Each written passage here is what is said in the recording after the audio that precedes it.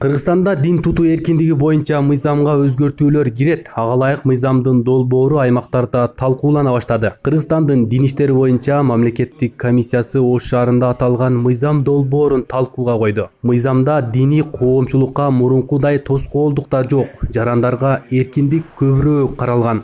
2008 жыл бул мыйзам кабыл алынган мезгилде Ирак, Сирия, же болбосо ислам баягы мамлекети деген баягы биздин жарандарыбыздын чет өлкөдөн кетип мына бүгүнкү күндө ошол жакка Кыргызстандан канчалаган 800дөн ашуун жарандарыбыз жүрөт. Акыркы мезгилдерде баягы аялдардын арасында дагы мындай бир радикализм күчөгөндөй болуп атат.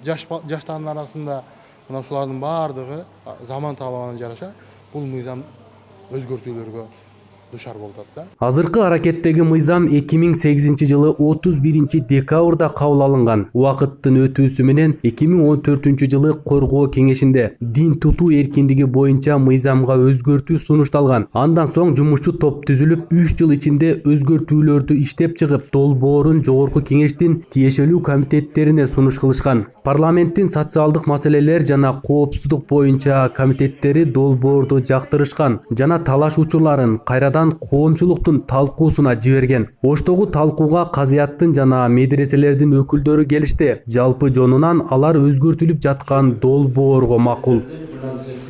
Китептерди алып келиш, алып чыгыш боюнча. Ушул нерсени Зайырбек Жолчуев менен сизге сунуш кылып кетем. Биздин мамлекеттин ичиндеги Ханафи бизде 2014 жылдагы концепцияда бекитилген маскапты ушул чет өлкөлөрдөгү китептерибизде калат.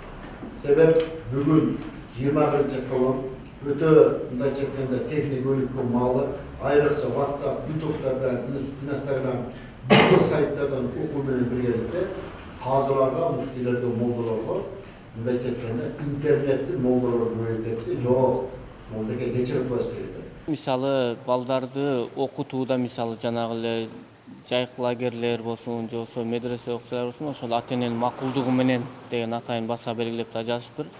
Негизи балдарды көзөмөл болгон бул жакшы, ата-эненин макулдугу, ата-эненин тил каты менен алынып, анан окуу жайларга барса дагы, анан ал жерде дагы мындай шек күмөнсүз баласы кайсы жакта окуп атат, кимден окуп атканы дагы ата-энеге караңгы болсо анда кыйын. Мисалы кимдер окутуп жатат, ал эми бул жерде атайын жанагы каттоодон өткөн мамлекеттик комиссиядан ошол дин иштери боюнча мамлекеттик комиссия бар, ошодон каттоодон өткөн гана окуу жайларда окусун, ошол дагы ата-эненин макулдугу менен деген жерлер бул жакшы.